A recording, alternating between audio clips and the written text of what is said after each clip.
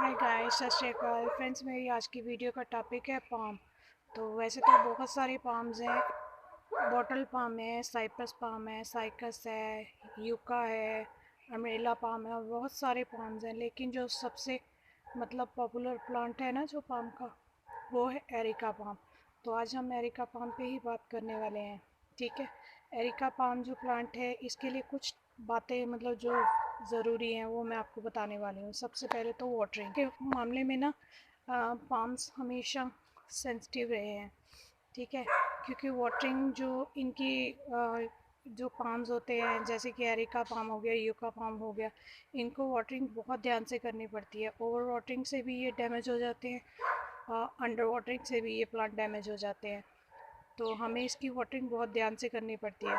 क्योंकि अगर आप ओवर वाटरिंग कर दोगे, तब भी इसके जो लीव्स हैं, ये सब इसके टिप्स ब्राउन हो जाएंगे। अगर आप अंडर वाटरिंग में रखोगे, तब भी इसके सारे लीव्स ब्राउन हो जाएंगे, जल जाएंगे फिर इसके लीव्स, जैसे कि ये जला हुआ है। ठंड के मौसम में इसको सिर्फ हफ्ते में 2 बार वाटरिंग करने की ज़रूरत पड़ती है। और जब गर्मी बहुत ज़्यादा, हमारे यहाँ चंडीगढ़ की साइड बहुत ज़्यादा गर्मी पड़ती है, तो गर्मी में इसको हमें डेली वाटरिंग करनी पड़ती है। हमेशा चेक करके देखो अपनी पॉट की जो मिट्टी है ना, उसमें इतनी फिंगर बीच में डाल के देखो कि नीचे की मिट्टी अगर थोड़ी मॉइस्ट है, तो इसको वाटरिंग की ज़रूरत नहीं है। आपकी पॉट की मिट्टी सूख गई है, तो उसमें पानी डाल दो, अदरवाइज़ इसमें पानी डालने की ज़रूरत नहीं है। ठीक है। इसमें कम वाटरिंग करो, तो इसकी ग्रोथ बहुत अच्छी चलती रहती है। नंबर 2, इसके लिए हमें जो ध्यान देने की ज़रूरत है वो है इसकी सॉइल। इसकी सॉइल जो हम बनाते हैं वो पोरस सॉइल होनी चाहिए। उसमें मिट्टी में पानी खड़ा नहीं होना चाहिए। अब जैसे कि हम पानी ऊपर से डालें और उसका पानी नीचे से निकल जाए उसी टाइम पे।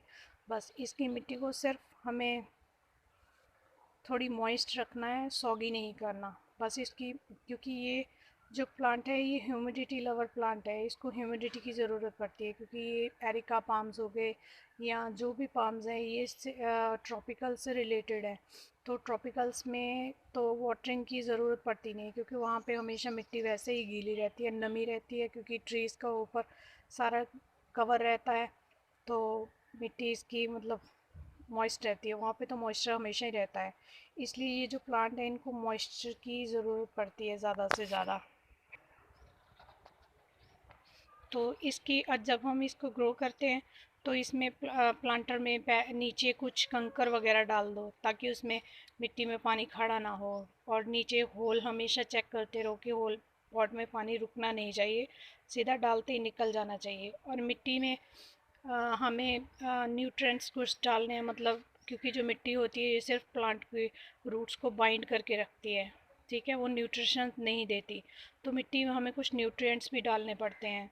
अगर आप डाल सकते हो तो इसमें लीफ कंपोस्ट भी बहुत अच्छी है। ठीक है। लीफ कंपोस्ट महीने के बाद आप डाल सकते हो, थोड़ी सी लीफ कंपोस्ट डाल दो तो इसकी ग्रोथ बहुत अच्छी होती रहती है। या फिर इसमें अगर आप केमिकल फर्टिलाइज़र्स डालते हो, तो इसमें हम एमपीके डाल सकते हैं। 6 महीने में एक बार हमें एमपीके डालने हैं।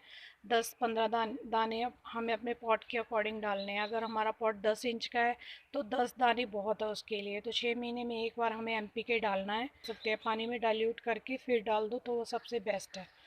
इसके लिए हमें ध्यान देने की ज़रूरत है, वो है हर एक प्लांट को सनलाइट की ज़रूरत होती है। ठीक है। इसको भी है, बट इसको डायरेक्ट सनलाइट नहीं चाहिए, इसको इनडायरेक्ट सनलाइट चाहिए। उसके लिए आप इसे या तो किसी शेडी एरिया में रख लो, या फिर इसको किसी ऐसी जगह पे रखो जहाँ पे थोड़ा मॉइस्चर हो, ह्यूमिडिटी हो, ज़्यादा सारे प्लांट्स लगे हों, उसके बीच में लगा सकते हो। वैसे तो ये आजकल घरों के बाहर भी लगाने लगे हैं। हमारे तो ये घर के बाहर ही लगा हुआ है। तो इसकी ग्रोथ ओवरऑल बहुत अच्छी है। इसकी वाटरिंग भी बहुत कम होती है, फिर भी इसकी ग्रोथ बहुत अच्छी हो रही है। यहाँ पे देखो, इसके न्यू लीव्स बड़ी जल्दी निकलते रहते हैं। ये देखिए, ये न्यू लीव्स हैं इसके, ये निकलते रहते हैं, छोटे छोटे नए लीव निकलते रहते हैं इसमें। तो ये देखो, इस पर फ्लावरिंग भी हो रही है। पॉइंट इसकी ह्यूमिडिटी का पूरा ध्यान रखना है। इसको ह्यूमिड क्लाइमेट चाहिए बिल्कुल। ह्यूमिडिटी से ये प्लांट बहुत अच्छा ग्रो होता है। अगर ह्यूमिडिटी नहीं होगी ड्राई एरियाज़ में ये ग्रो नहीं करता। पहले तो ये सिर्फ ट्रॉपिकल रीजन्स में पाया जाता था, लेकिन अब ये आ, हर जगह पे, इंडिया में क्या हर जगह पे पाया जाता है। हर जगह इसको मतलब वाटरिंग वगैरह अच्छे से करते रहो तो ये बहुत अच्छे से ग्रो होता रहता है। और ये जो प्लांट है इसको ज़्यादा बड़े पॉट की ज़रूरत नहीं पड़ती, क्योंकि ये हमेशा टाइट पॉट पसंद करता है। इसकी रूट्स ज़्यादा टाइट पॉट पसंद करती हैं। ये ज़्यादा बड़े पॉट में सही ग्रो नहीं करता। ह्यूमिडिटी की ज़रूरत पड़ती है बहुत ज़्यादा, और उसके लिए टेम्परेचर, सही टेम्परेचर की ज़रूरत पड़ती है। इसलिए इसकी जो सीड्स हैं उसको ग्रो होने में भी 60 डेज़ लग जाते हैं, अगर प्रॉपर ह्यूमिडिटी मिले तो। तो हर सीज़न में उसको हम ग्रो नहीं कर सकते। और इसको हम प्रोपगेशन इसके नीचे से, जो नीचे से रूट्स होती हैं ना, वहाँ से हम इसको पॉट से निकाल के बस उसको पार्ट्स में डिवाइड कर लेते हैं और उसको आगे ग्रो कर देते हैं, और उसकी ग्रोथ भी बहुत अच्छे से हो जाती है। तो इसको टाइट पॉट्स चाहिए, और बस ऐसे हम इसकी प्रोपगेशन कर सकते हैं। जब हमारा प्लांट बहुत अच्छे से ग्रो हो जाता है ना, तो मेच्योर हो जाता है, तब उस पर ये सीड्स निकलते हैं। देखो ये इस पर सीड्स फ्लावरिंग हो रही है, तो इस पर फ्लावर्स निकले हुए हैं मेरे प्लांट पे। तो इसकी ग्रोथ बहुत अच्छी है, ये देखिए। बट इसकी एक प्रॉब्लम है कि ये फुल सनलाइट में ग्रो किया हुआ है, तो सनलाइट में होने की वजह से, अंडर वाटरिंग में होने की वजह से ये प्लांट देखो थोड़ा, इसके लीव्स ऐसे जल जाते हैं। अगर सनलाइट बहुत ज़्यादा हो जाएगी ना, तो इसके प्लांट के लीव्स ऐसे सारे येलो हो जाएंगे।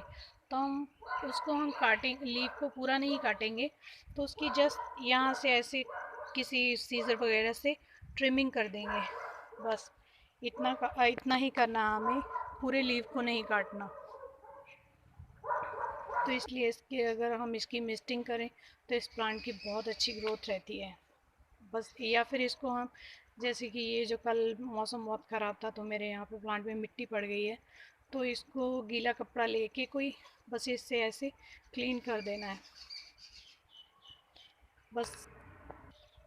इस पे पेस्ट अटैक कर देते हैं, जैसे कि मिली बग्स, बट बहुत कम करते हैं, फिर भी कर देते हैं कभी कभी।